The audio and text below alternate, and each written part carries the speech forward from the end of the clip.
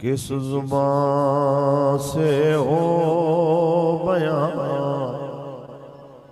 इज़्ज़ो शान अहल बैत, मदह गोए मुस्तफ़ा है,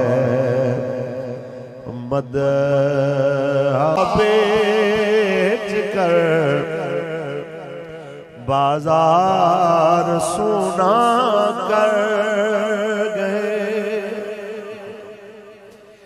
अपना सौदा बेच कर बाजार सुना कर गए। कौन सी बस्ती बसाई ताजराने अहल बैत, ताजदार खत्म नबूवत अल्लाह तबारक व तआला जल्ल व अला की हम्दो सना के बाद आका नामदार शफी रोज़ शुमार हुज़ूर अहमद मुज्तबा मोहम्मद मुस्तफ़ा सल्लल्लाहु अलैहि वसल्लम की ज़ात तैयबा पे लामहदूद दरूद व सलाम के नजराने पेश करने के बाद ज़ीनत बज़्म गाज़ी वज़ीराबाद उस्ताज़ुल उलमा मुहाफ़िज़ नामूस रिसालत अक्स अमीरुल मुजाहिदीन साहबज़ादा वाला शान हुज़ूर क़िबला साहबज़ादा मोहम्मद अनस हुसैन रिज़वी साहब दामत बरकातुहुल आलिया और बज़्म पाक में तशरीफ़ फरमा मेरी तहरीक के ज़िम्मेदारान ओहदेदारान कारकुनान बाबा जी के शेर भाई गुलाम रसूल साहब, मलिक फयाज साहब, मियाँ मोहम्मद अब्बास साहब, मियाँ उमर अब्बास साहब, सुलेमान अमीन साहब, मुझे मेरे उस्ताद भाई अमीर लाहौर डिवीजन हजरत अल्लामा मौलाना हाजी मोहम्मद सिद्दीक रिजवी साहब दामत बरकातुहुल आलिया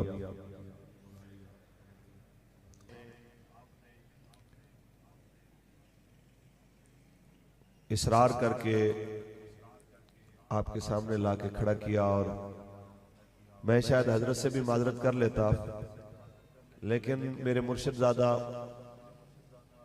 क़िबला अक्स अमीरुल मुजाहिदीन आपके साथ बात हुई तो आपकी ज़ियारत करना मकसूद थी। जब पता चला कि आप तशरीफ़ ला रहे हैं तो मैंने कहा आपका खिताब सुनते हैं और अपने आंखों को और दिल को ठंडा करते हैं। खिताब आप ही फरमाएंगे। आपके इल्म में है 3-4 दिन कबल मेरा एक्सीडेंट हुआ, अभी भी मेरे होंठ और जुबान जख्मी है। ज़्यादा बात करना मुश्किल है, लेकिन मैं 2-4 बातें अर्ज करूंगा। ये हमारे तहरीक के वकील हैं, हमारे तहरीक के शेर हैं बाबा जी के एडवोकेट गुलाम रसूल साहब और वो सारे हमारे साथी। बात इतनी सी है, हमारा जीना भी हुजूर के लिए, हमारा मरना भी हुजूर के लिए।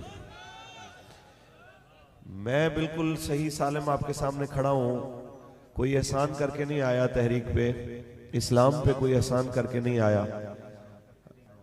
एक्सीडेंट के बाद पहले ही मेरी जब गुफ्तगू हुई तो मैंने एक ही बात कही थी कि एक चीज हौसला देती है हर साथी को, जो तकलीफ के बावजूद भी हमें मैदान में लाती है, वो 104 बुखार की हालत में क़िबला बाबा जान का फैजाबाद में तशरीफ लाना। और आप एक बात फरमाया करते थे, यार मर तो जाना ही है, क्यों ना मेरे आका मौला का नाम लेते हुए बंदा रुखसत हो। और आला हज़रत का एक शेर अक्सर आप मोहब्बत से करते थे, मैं उसको जरा अपने अंदाज में पढ़ता हूँ। दिल को हम समझा बुझा कर सूए काबा लाए थे, दिल को हम समझा बुझा कर सूए काबा लाए थे, दिल हमें समझा बुझा कर सूए जाना ले चला। दिल हमें समझा बुझा कर सुए जाना ले चला। आप और मैं यहाँ पे किस लिए इकट्ठे हैं? उस ताजदार खत्म नबूवत की इज्जत और शान के नारे लगाने के लिए जो सिर्फ इबादत लेके नहीं आए, निजाम लेके आए। मुझे आज भी किबला उस्ताद गिरामी का वो फरमान याद आता है। आपने फरमाया हमारी कौम है बेइज्जती की आदी, जो बेइज्जती के आदी हो उनको इज्जत रास नहीं आती। वरना हम जिस निजाम की बात कर रहे हैं उस निजाम के अंदर अमीर और गरीब को यकसा हुकूक दिए जाते हैं। उसमें यह आलम होता है कि तिरमिज़ी शरीफ में है कि मेरे करीम आका तशरीफ फरमा, दस्तरखान लगाया गया, सहाबा इकराम बैठे, जब खाना पेश किया गया तो सहाबा कहते हैं कि खाना शुरू हुआ तो एक रसूलुल्लाह के सहाबी हालत बीमारी में अपने हाथ को रोक के बैठे हैं, कहीं मैं किसी को बुरा ना लगे कि ये बीमार हमारे साथ खा रहा है। तो नबी अलैहिस्सलाम ने उनका हाथ पकड़ के अपने प्याले में दाखिल फरमाया कि तो आप किसी और के साथ नहीं, मेरे साथ। आप सोचें जहां बीमार को ये वैल्यू मिले वो निजाम बेहतर है या पाकिस्तान के वजीर आजम या इक्तदार में आने वालों के अगर बंदे इनके जानवर भी बीमार हो, इनके इलाज लंदन में हो, उनके जिनाह अस्पताल से लेके किसी भी सरकारी अस्पताल तक फर्शों के ऊपर जनाब लोगों को ड्रिप लगी हो और उसकी माँ हाथ के अंदर ड्रिप लेके बैठी हुई हो और बच्चे की जनाब जिंदगी और मौत की कशमकश की हालत देख रही हो और हम सारे भेड़ बकरियों की तरह एक दूसरे को जलील होता हुआ देख रहे हो। ये तो कौम ने फैसला करना है कि कौम कहां जा रही है। अगर आपने इन गुंडे और बदमाशों के साथ खड़े होना है तो आपकी मर्जी, लेकिन बखुदा इस मुल्क की बका उसी नारे में है जो आपके और हमारे बड़ों ने लगाया था और किबला अमीर अल मुजाहिदीन ने वो आपको और हमें दोबारा याद कराया था कि पाकिस्तान का मतलब क्या। आखिर तक आवाज आए, पाकिस्तान का मतलब क्या। दस्तूर रियासत, पाकिस्तान का मतलब क्या, दस्तूर रियासत क्या होगा। ये मुख्तलिफ कवानीन बनाने, अपनी इज्जत बढ़ाने के चक्कर में बखुदा इनसे इज्जतें नहीं बढ़ने वाली। 26वीं तरमीम की बजाय 126 इक्तदार वाले की इज्जत बहाल हो सकती है, ना इक्तदार पे बिठाने वाले जो पाकिस्तान के असल गुंडे हैं ना उन इज्जत बहाल हो सकती है। खुदा की इज्जत की कसम, इज्जत बहाल करना है तो एक तरीका है जो रसूलुल्लाह ने बताया है। पाकिस्तान का जो रसूलुल्लाह ने इरशाद फरमाया, क्या ला इज्जत इल्ला बिल जिहाद, और उसी एक नारे के ऊपर के जिहाद के बगैर इज्जत नहीं। और जिहाद किस में होगा? वो इस्लाम में होगा। और इसी इस्लाम का नारा लगा के पाकिस्तान बनाया गया। आप में से कौन कौन चाहता है कि पाकिस्तान में इस्लामी निजाम नाफिज हो? सुभान अल्लाह। तो जिस तरह हाथ खड़े हैं ना, इसी तरह आज से लेके आने वाले इलेक्शन तक इसी तरह मेहनत करनी है कि हुजूर का दीन तख्त पे ला। उस वक्त ये कहना क्या है, जिम्मेदाराना काम है। ए जनाब साहबजादा सब तुसी आओगे, टाइम दोगे तो फिर अगली गल होगी। वो मुझे अच्छी तरह याद है कि बाबा जी के पास बंदा आया, कहता है हजरत साहब साडे इलाके तहरीक दा कम बड़ा कमजोर है, तो तुसी टाइम दियो तो मेहरबानी फरमाओ ताकि कम बेहतर होए। आप मुस्कुराए, फरमा अल्लाह दे बंदे हो, जिम्मेदारियां तुहानू दित्तियां ने, जे पिंडां च भी असी कम करने ते फिर तुहानू जिम्मेदारियां देने दा की फायदा। यही बात आप सबसे करनी है कि ये कहना कि जी साहबजादा साहब आप तशरीफ लाए, अमीर मोहतरम तशरीफ लाए, या मौलवी फारूक हसन आ जाए या हाजी सिद्दीक साहब आ जाए, आप लोग आके काम करें तो बताएं कि आपको जो जिम्मेदारियां दी हैं उसका क्या फायदा। आप अपनी जिम्मेदारियों को समझें। बखुदा मुल्क के अंदर जब इंसाफ का दौर दौरा होगा, जब खुद एहतसाबी का अमल इक्तदार पे बैठा हुआ बंदा खुद भी वहां से गुजरेगा, खतरा नहीं होगा, किसी के माल को, किसी की जान को खतरा नहीं होगा। ये क्या बात हुई यार कि गुस्ताख रसूल डॉक्टर शाहनवाज मरे तो सिंध हुकूमत हाई कोर्ट के अंदर चली जाए, सिंध हाई कोर्ट के अंदर के जनाब जो इसके कातिल हैं इसके बारे में तहकीकात की जाए और मुजरिमों को करार वाकई सजा दी जाए। हमारा सवाल है, गुस्ताख के लिए रेंजर की दहशतगर्दी से, रेंजर की गोली से माजिद अजीज शहीद अगर शहीद हो जाए, उसके लिए कोई भी सिंध हाई कोर्ट में नहीं जाता कि इसकी भी तहकीकात होनी चाहिए। ये भी तो किसी का बेटा था, ये भी तो किसी का बाप था, ये भी तो किसी का भाई था। ये सारी चीजें तब होंगी जब पाकिस्तान के तख्त पे रसूलुल्लाह का दीन होगा।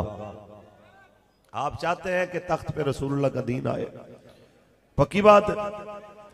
तो ये याद रखिए, उसके लिए जिंदाबाद।